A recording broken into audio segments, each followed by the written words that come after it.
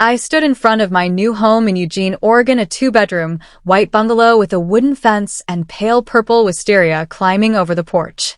The crisp early fall breeze brushed my hands just as the sound of engines echoed from the end of the street. My father's sea-moved SUV pulled in first, followed by my brother Keith's aging silver minivan. My mother stepped out first, her floral dress fluttering.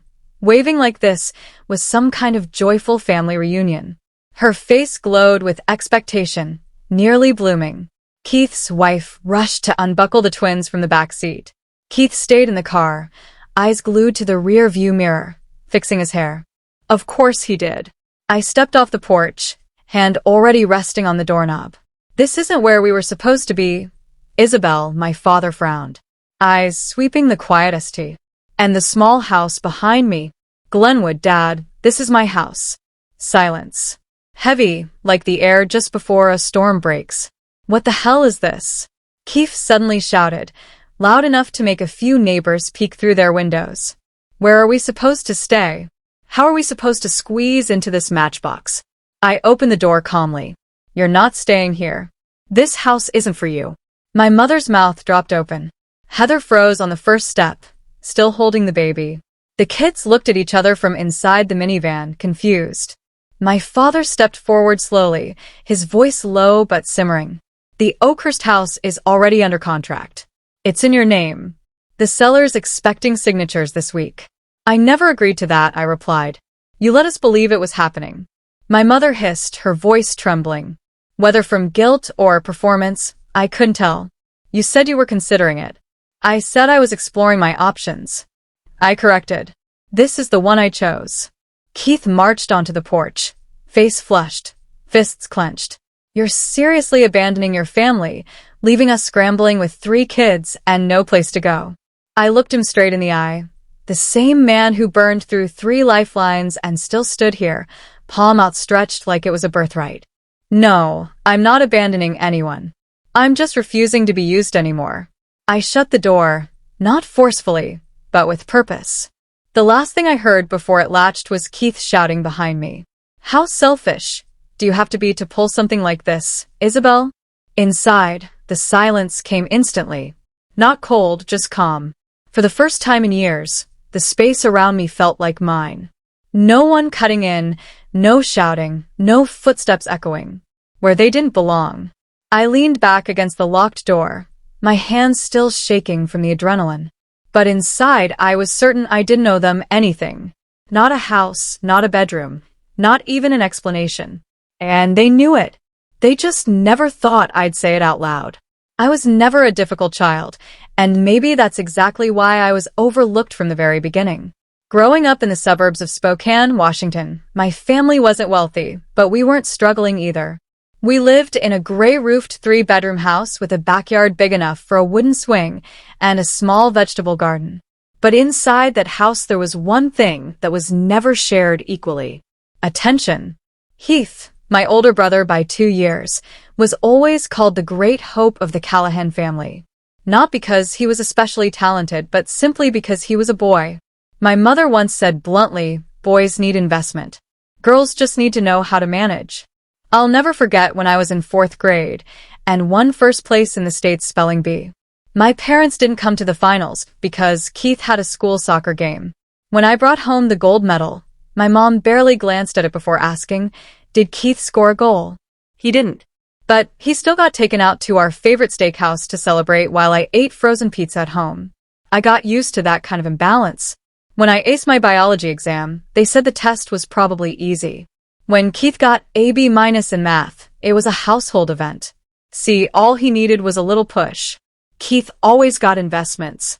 At 15, my parents gave him a used red Jeep. When I turned driving age, my mom handed me a bus pass and said walking builds patience. I heard that line all through high school, even when I had to walk in the rain to the library because no one had time to drive me to a group project.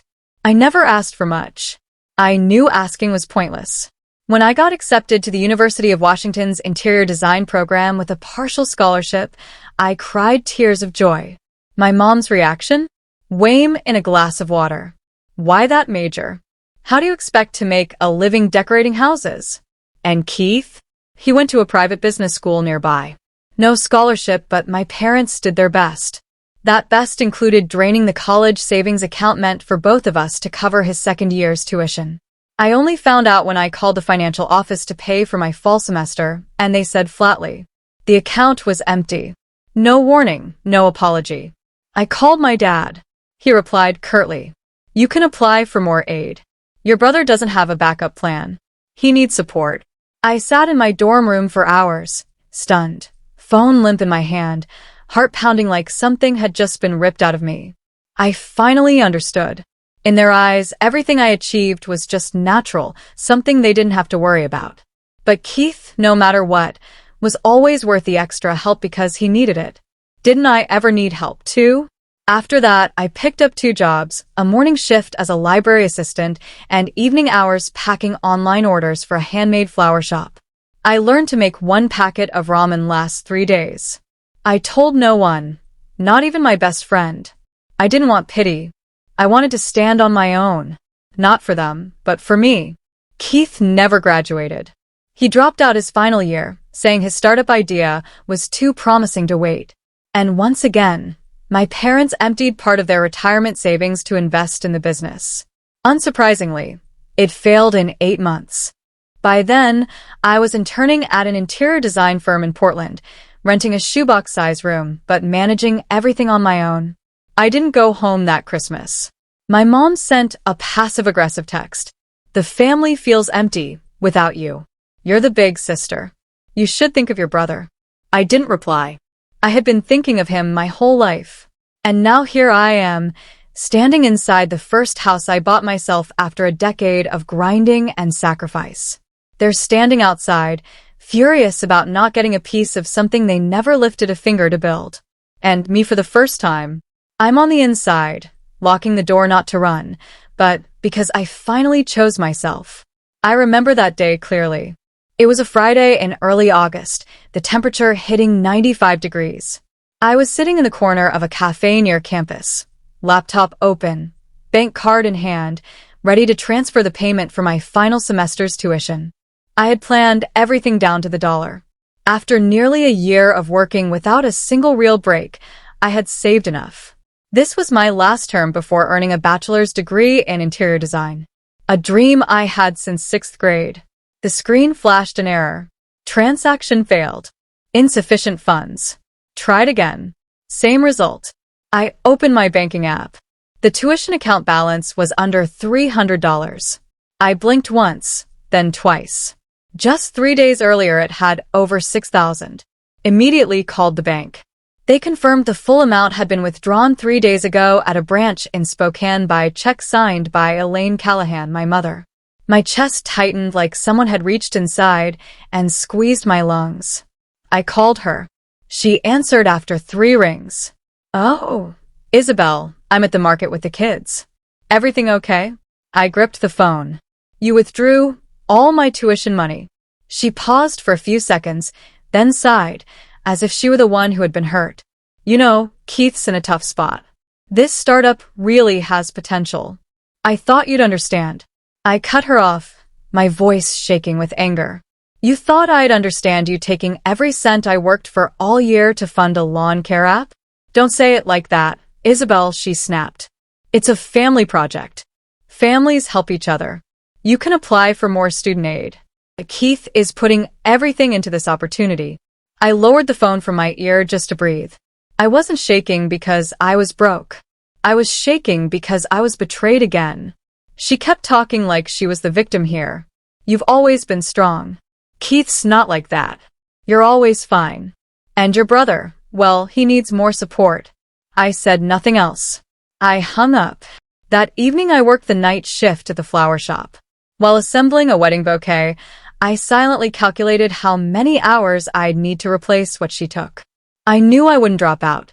Not for them. I applied for an emergency student loan and cut every non-essential expense.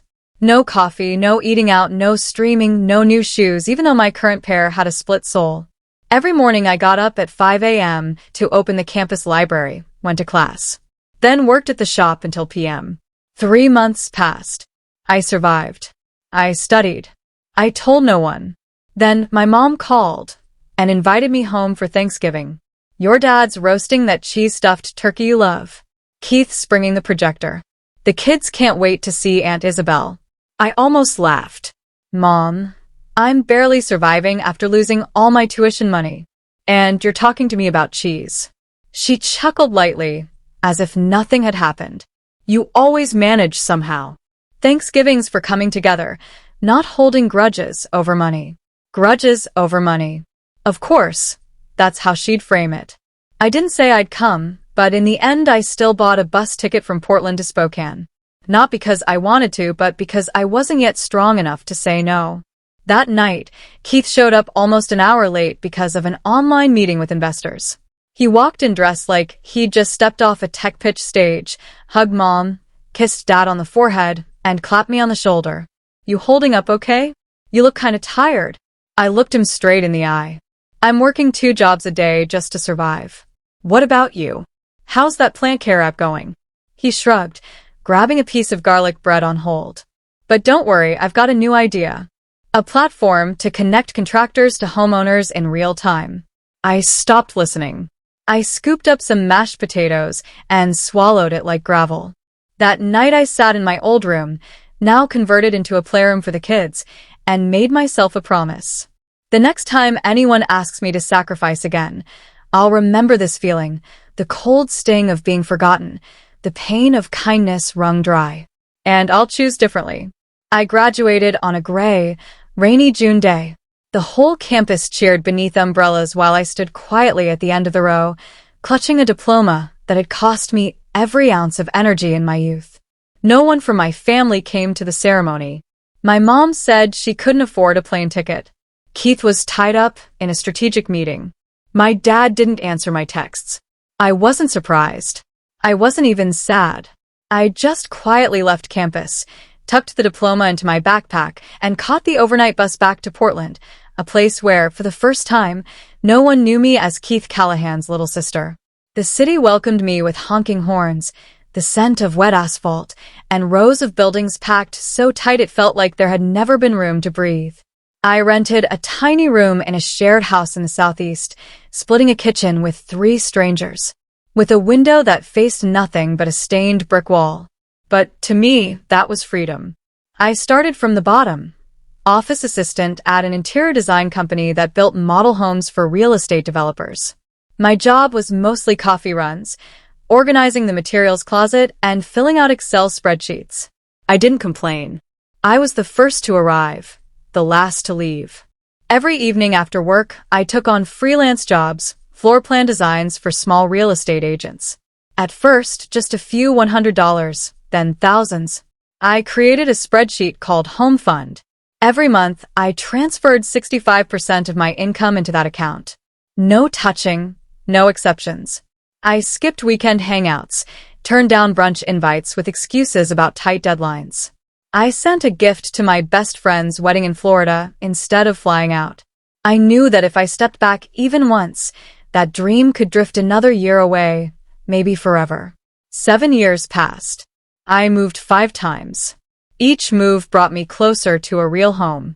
I chose rentals that needed no repairs, no repainting, no new fridge. I didn't need pretty. I needed practical. Every time I got a bonus, I saved it. I opened a high-interest savings account and set the pin to the date I lost my tuition. So I'd never forget why I started.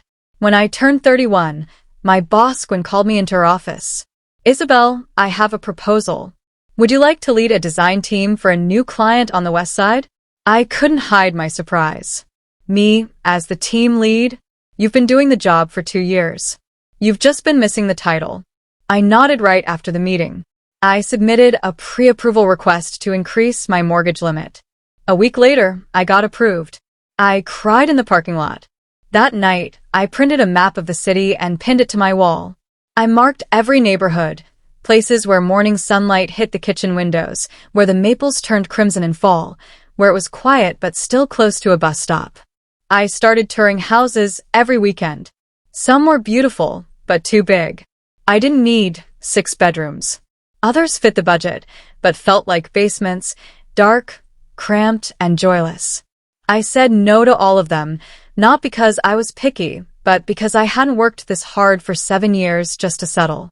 Then I found the one on a crisp, clear Saturday morning. A 1920 bungalow with 2 bedrooms, brown shingle roof, sunlit windows, and a backyard just big enough for a patch of mint. Nothing fancy, nothing showy. But when I walked in, I knew instantly this is where I belonged. I handwrote a letter to the sellers telling them about my journey to independence and why this home wasn't just a roof over my head, it was a place to begin again. 2 days later, I got the call. My offer was accepted. When I held the keys in my hand, I stood on the front step and looked inside. The house was empty with peeling paint and creaky wood floors, but inside me there was a fullness I had never felt before. I didn't tell anyone. I didn't post about it online. I just set my suitcase down in the corner, opened the windows to let in the light, then sat on the floor and breathed. For the first time in years, I inhaled in a space that was entirely mine. I returned to Spokane in mid-October when maple leaves had begun to blanket the yard and the air carried that cold, earthy scent of the coming holiday season. My mom had called a week earlier, her voice unusually cheerful. "We're throwing a big dinner this year. Your dad's grilling the turkey outside. Keith said he wants you there to share the good news." Whatever that good news was, I didn't know, but I agreed to come. Partly out of curiosity, and partly because I was finally calm enough to face them without fearing I'd be dragged back into my old role. I stepped into the old house that Saturday afternoon. The living room was a mess, as usual, toys everywhere, the TV blasting some high-pitched cartoon. Heather was spoon-feeding the baby while the twins chased each other around the dining table. Keith wasn't there. My mom peeked out from the kitchen, smiling brightly. "You're here. Keith will be back soon with a big surprise. I hope you like it." I smiled faintly, walked in and set a bottle of wine on the table. My dad waved vaguely from the couch, eyes glued to his phone like I had just crossed the street. Not returned home after 7 years. An hour later, Keith showed up. Classic Keith. Blue dress shirt, unbuttoned down 3 notches, brand new white sneakers, and a thin folder tucked under his arm. He hugged Mom, patted Dad on the back, then came straight to me. "Got a minute? We want to show you something." I glanced at Heather, who had stayed silent the entire time. She looked down, saying nothing. Pete spread the folder out on the dining table. I recognized the heading immediately. Home loan proposal, Spokane Credit Union. Below it was a photo straight out of a magazine. Black tile roof, 7 front-facing windows, a double garage, and a backyard big enough to host a fire station. "This is the house we just put a deposit on. It's in the new development on the north side of the city, just 2 blocks from the elementary school. It's got a playroom for the kids, a huge basement, and even a studio up in the attic, so you could work from home." I stared at him without blinking. "Yeah, Mom and Dad are in. We just need you to be the primary applicant. You've got the best credit in the family, and since your income is stable, the bank approved the loan. I already sent $2,000 to hold the spot through Mom's account." Of course, I turned to my mom. She smiled a bit awkwardly. "Everything's ready. We just need your signature." "I never agreed to this," I said slowly. Keith raised a hand, clearly ready with a rehearsed speech. "You don't understand, Isabel. The housing market is rising fast. $820,000 for a house like this is a steal. I'll send you at least $500 a month to help with the loan. Heather's going to pick up extra work too, and Mom and Dad will help with living costs." I laughed not loudly, but enough to freeze everyone at the table. A near $1 million house and you think $500 a month is helping. "Isabel," Mom cut in. "You're the one in the best position in this family. You live alone, have no dependents. If you don't help, then who will help?" I looked at each person in the room for the past 7 years. Who helped me when I lived off instant noodles to save every penny? Who helped me when I walked 6 miles because I couldn't afford gas? Who helped when you drained my tuition money for that ridiculous app scheme? Silence. Except for the baby, who burst into tears after banging her spoon against the bowl. I took a breath. I came here to visit family, not to sign a mortgage for the entire bloodline. Keith tilted his head. "Do you even realize what you're turning down? This is a chance for us to live close again, to rebuild our relationship." "No, Keith, This is a chance for everyone to drain me a little more, and I'm out of patience.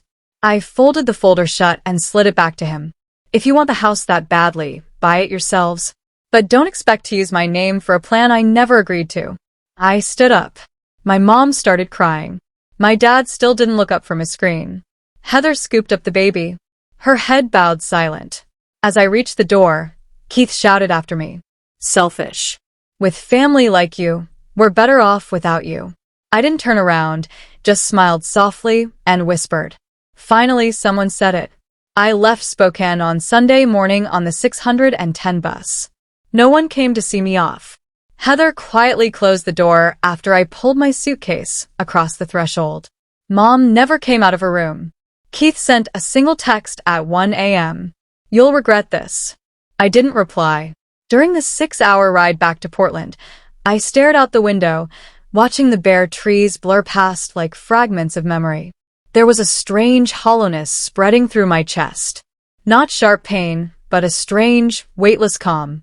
When the bus stopped at the final station, I got off with one suitcase, one old paper bag, and a decision I couldn't take back. That afternoon, I called Monica, the real estate agent who had shown me listings a few months earlier. Isabel, I thought you'd already picked something. I did, I said. Just now. 2 days later, I signed the papers for a 2-bedroom bungalow in the Selwood Moorlawn neighborhood. It wasn't big, it wasn't ultra-modern, but it was bright with sunlight and no one else would be creeping into my dreams. I included a letter with the documents saying that this wasn't just a house. It was the first time I'd ever lived in a space shaped by my choice. And it was approved. On move-in day, I didn't play celebration music. I just opened the door, set my suitcase on the bare wood floor, and drew the curtains to let the light in. I stood still for a full minute. The room was empty, but it wasn't cold. Every door frame, every crack, every faded patch of paint. It all belonged to me. No one else. I didn't post on social media. I didn't call to tell anyone. I kept it to myself like a sweet secret, something I'd never had in my family. A week later, I sent a message in the family group chat. Saturday, 2 p.m. I have something to share. Meet me at this address. No one responded, but I knew they would come because if there was one thing my family never passed up, it was a chance to snoop or control. That afternoon, I wore a white button-down and jeans. Hair pulled back. No makeup. I wanted to look simple and clear. No invitation, no disguise. At exactly 159, 2 familiar cars pulled up outside. Dad got out first, eyebrows furrowed as he glanced at the low trees. Mom followed, tugging a fur coat far too thick for the weather. Keith and Heather arrived with the 3 kids carrying enough bags to look like they were moving in. What is this place? Mom frowned. Weren't we supposed to meet the agent at Northridge? I smiled and opened the gate. This is my house. I bought it, and today I invited you to see it. Dad froze. Keith scoffed. This a joke? 2 bedrooms. Who's this for? I kept my tone calm. No one. Just me. Mom's breathing quickened. What about the other house? Your father submitted the paperwork. Keith paid the deposit. The kids already picked their rooms. I looked at her, no longer afraid. They made choices. Not me. I never promised. I never signed, and I don't owe anyone anything. Keith stepped forward, his voice sharpening. You're just going to leave the whole family hanging that selfish? No, I cut in, eyes locked on his. I'm not betraying anyone. I'm finally done betraying myself. Silence. Tight as a stretched wire. I've lived alone long enough to understand freedom, and I won't trade that for the fake guilt this family uses to keep me chained. Mom's eyes welled up. So you're abandoning your parents, the kids. I took a deep breath. I'm not abandoning anyone. But if someone feels hurt because I choose to live my own life, that's not on me. I stepped back inside. The door isn't closed to anyone, but it's not open for control and manipulation either. I shut the door softly, with no slam, but the silence outside echoed loud and clear. That evening I had a missed call from Aunt Laura, a text from Uncle Raymond, and one public Facebook post from Keith. Some people forget who helped them, forget who sacrificed for them. Good luck with your little house and cold heart. I didn't reply. I didn't need to, because for the first time in my life, I didn't need anyone to validate my choice. I had already done that with the key in my hand and the peace behind this door where no one pushed me down to lift someone else up. The message came on a Thursday night, just as I was sipping peppermint tea on the porch, surrounded by warm lights and the damp scent of wood after rain. Unknown number. Just a few simple words. Isabel, it's Heather. I changed my number. I just wanted to say I understand, and I'm sorry. I stared at the screen. My heart didn't race. It didn't shatter. It just tightened a little, like something inside me had been waiting to unclench. I typed back slowly. Thank you for saying that. 3 minutes later, she sent a photo. Mason, Ella, and little Lila sitting on a picnic blanket, grinning wide. Behind them was a patchy lawn, scattered leaves, a cheap plastic table, but filled with sunlight. We're temporarily renting a 2-bedroom apartment. It's small but peaceful. Keith found part-time work at a warehouse. I just started as a virtual assistant for a real estate firm. No one expects anything from me anymore. And I feel relieved. I read it again and again. Suddenly, the image of Heather in my mind wasn't just the woman with a lowered head, silent during arguments. She looked like a mother, a wife, and now maybe someone learning to own her life. I didn't reply right away, but the next morning I sent her a new message. If you and the kids ever come to Portland, my door's always open.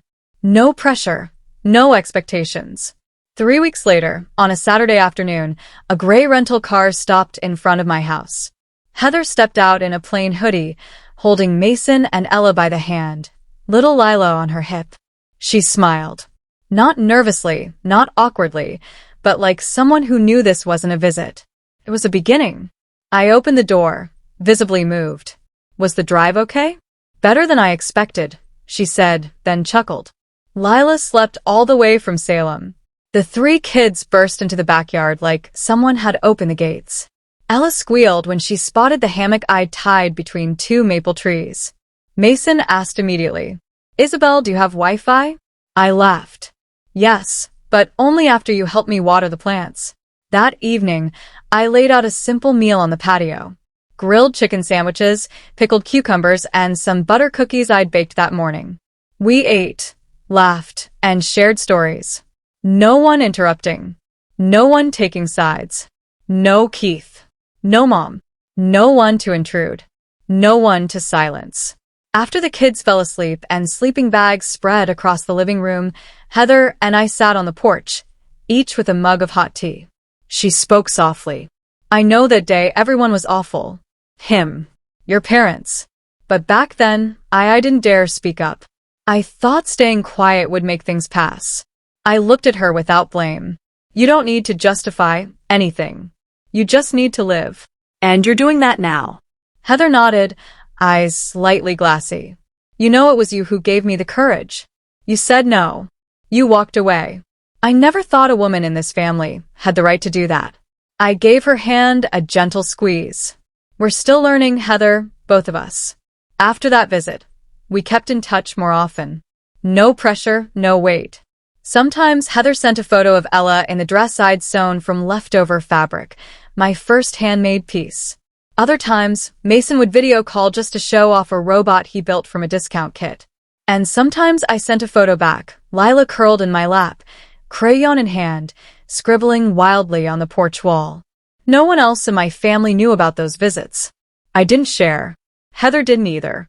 Not out of fear, but because we both understood the things worth treasuring sometimes need quiet to grow. We didn't talk about Keith. We didn't talk about my mother. We talked about work, growing cucumbers in foam boxes, saving up for the kids' new laptop.